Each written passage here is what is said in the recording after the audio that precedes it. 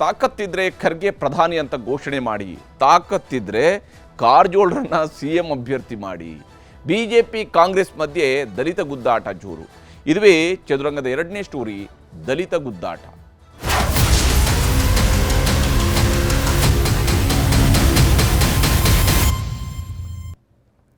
ಕರ್ನಾಟಕದ ರಾಜಕಾರಣಿಗಳು ಯಾವ ಸ್ವರೂಪದಲ್ಲಿ ದಲಿತರನ್ನ ತಮ್ಮ ವೋಟ್ ಬ್ಯಾಂಕ್ ಅನ್ನುವಂಥ ರೀತಿಯಲ್ಲಿ ಲೆಕ್ಕ ಹಾಕಿನೇ ಮಾತಾಡ್ತಾ ಇದ್ದಾರೆ ಅನ್ನುವಂಥದ್ದಕ್ಕೆ ಈ ಮಾತುಗಳು ಸ್ಪಷ್ಟ ಉದಾಹರಣೆಯಾಗಿ ನಮ್ಮ ಕಣ್ಣ ಮುಂದೆ ಇರುವಂಥದ್ದು.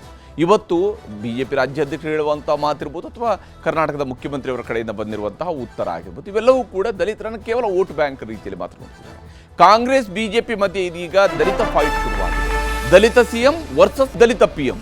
ನೋಡಿ, ಇವರು ಯಾರು ಕೂಡ ದಲಿತರನ್ನ CM ಮಾಡೋಕ್ಕೂ ಬಿಡುತ್ತಾ ಇಲ್ಲ ಅಥವಾ PM ಮಾಡೋದ್ರ ಕಡೆಗೂ ಕೂಡ ಉತ್ಸಾಹವನ್ನು ತೋರ್ತಾ ಇಲ್ಲ. ಆದರೆ ಫೈಟ್ ಮಾತ್ರ ಭಾಳ ಜೋರಾಗಿ ನಡೀತಾ ಇರುತ್ತೆ. ಏನು ದಾಳ ಉರುಳಿಸೋದು ಅಂತ ಹೇಳ್ತಾರೆ, ಅದು ಕಾಂಗ್ರೆಸ್ BJP ನಡುವೆ ಜಟಾಪಟಿ ಆಗ್ತಾ ಇದೆ. ಸವಾಲು ಹಾಕಿದಂತಹ BJPಗೆ ಸಿದ್ದರಾಮಯ್ಯನವರು ಸುದೀರ್ಘವಾದಂತಹ ಟಕ್ಕರ್ ಕೊಟ್ಟಿದ್ದಾರೆ.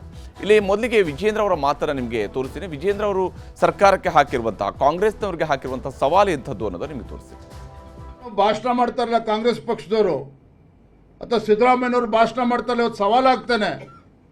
ಇವತ್ತು ಕಾಂಗ್ರೆಸ್ ಪಕ್ಷಕ್ಕೆ ಈ ದೇಶದಲ್ಲಿರ್ತಕ್ಕಂಥ ಹಿಂದುಳಿದ ವರ್ಗಗಳು, ಪರಿಷ್ಠ ಜಾತಿ ಪರಿಷ್ಠ ಪಂಗಡಗಳ ಬಗ್ಗೆ ಕಿಂಚಿತ್ತಾದರೂ ಕಾಳಜಿ ಇದ್ದರೆ ಘೋಷಣೆ ಮಾಡಲಿ. ಇವತ್ತು ಮಲ್ಲಿಕಾರ್ಜುನ್ ಖರ್ಗೆ ಅವರು ಇವತ್ತು ಪ್ರಧಾನಮಂತ್ರಿ ಅಭ್ಯರ್ಥಿ ಅಂತೇಳಿ ಘೋಷಣೆ ಮಾಡಲಿ, ನೋಡೋಣ.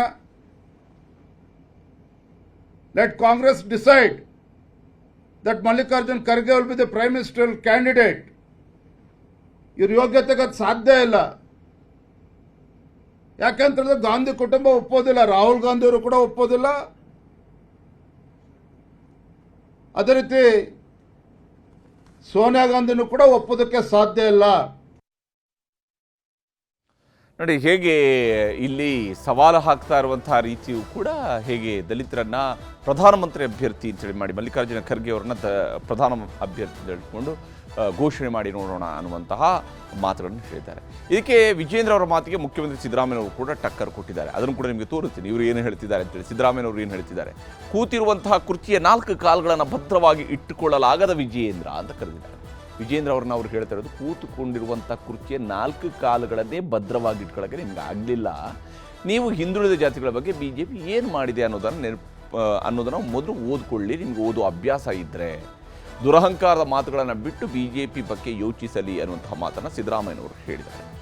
ದಲಿತ ನಾಯಕ ಬಂಗಾರು ಲಕ್ಷ್ಮಣರನ್ನು ಭ್ರಷ್ಟಾಚಾರದ ಆರೋಪ ಹೊರಿಸಿ ಜೈಲಿಗೆ ಹಾಕಿದ್ರಿ. ಬಂಗಾರು ಲಕ್ಷ್ಮಣ್ ಅವರನ್ನ BJP ರಾಷ್ಟ್ರೀಯ ಅಧ್ಯಕ್ಷರನ್ನಾಗಿ ಮಾಡ್ತು. ನಂತರ ಅವರು ಭ್ರಷ್ಟಾಚಾರದ ಆರೋಪದಲ್ಲಿ ಜೈಲಿಗೆ ಹೋಗುವಂಗಾಯಿತು. ಅದೇ ಕೊರಗಿನಲ್ಲಿ ಅವರು ಪ್ರಾಣ ಬಿಟ್ಟರು.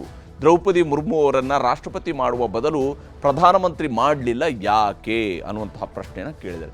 ಅವರು ಮಾಡಿಲ್ಲ, ನೀವು ಮಾಡಿಲ್ಲ, ಇದು ವಾಸ್ತವದ ವಿಚಾರಗಳು. ಪ್ರಸಕ್ತ ಲೋಕಸಭೆಯಲ್ಲಿ BJPಗೆ ಸೇರಿರುವ ಒಬ್ಬನೇ ಒಬ್ಬ ಮುಸ್ಲಿಂ ಸಂಸದ ಯಾಕಿಲ್ಲ? ನೀವು ಅಬ್ದುಲ್ ಕಲಾಂ ಅವ್ರನ್ನ ರಾಷ್ಟ್ರಪತಿ ಮಾಡಿದ್ದೀವಿ ಅಂತ ಹೇಳ್ತೀರಿ, ಆದರೆ ಈಗಿನ ಲೋಕಸಭೆಯಲ್ಲಿ ಯಾಕೆ ಒಬ್ಬ ಮುಸ್ಲಿಂ ಸಂಸದ ಇಲ್ಲ? ಛಲವಾದಿ ನಾರಾಯಣಸ್ವಾಮಿ ತಲೆ ಮೇಲೆ ಚಡ್ಡಿ ತುಂಬಿದ ಬುಟ್ಟಿ ಹೊರಿಸಿದ್ರಿ.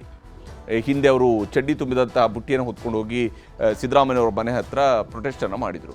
ಅವರ ತಲೆ ಮೇಲೆ ಚಡ್ಡಿ ತುಂಬಿದ ಬುಟ್ಟಿ ಹೊರಿಸಿದ್ರಿ. ವಿಜೇಂದ್ರ ಅಥವಾ ಯಡಿಯೂರಪ್ಪ ಯಾಕೆ ಅದನ್ನು ಹೊರಲಿಲ್ಲ? ಆ ಚಡ್ಡಿಗಳನ್ನು ತುಂಬಿದಂತಹ ಬುಟ್ಟಿನ ವಿಜೇಂದ್ರ ಅಥವಾ ಯಡಿಯೂರಪ್ಪ ಅವರು ಯಾಕೆ ಹೊರಲಿಲ್ಲ? ಯಾಕೆ ಛಲವಾದಿ ನಾರಾಯಣಸ್ವಾಮಿ ತಲೆ ಮೇಲೆ ಇಟ್ಟಿರಿ ಅದನ್ನು? ಮಲ್ಲಿಕಾರ್ಜುನ ಖರ್ಗೆ ಶ್ರದ್ಧೆ, ಶ್ರಮ, ಜನಪರ ಕಾಳಜಿ ಮೂಲಕ ಬೆಳೆದ್ರು. ದಲಿತ ಕಾರ್ಡ್ ಪ್ರದರ್ಶಿಸಿ ರಾಜಕೀಯವನ್ನು ಮಾಡಿಲ್ಲ ಅನ್ನುವಂತಹ ಸಮರ್ಥನೆಯನ್ನು ಸಿದ್ದರಾಮಯ್ಯನವರು ಕೊಟ್ಟಿದ್ದಾರೆ. ಕಾಂಗ್ರೆಸ್ ಪ್ರಧಾನಮಂತ್ರಿಯನ್ನು ಪಕ್ಷ ನಿರ್ಧರಿಸುತ್ತೆ, BJPಯವರು ತಲೆ ಕೆಡಿಸಿಕೊಳ್ಳುವಂತಹ ಅಗತ್ಯ ಇಲ್ಲ ಅನ್ನುವಂಥದ್ದನ್ನು ಸಿದ್ದರಾಮಯ್ಯನವರು ಹೇಳಿಕೊಂಡಿದ್ದಾರೆ.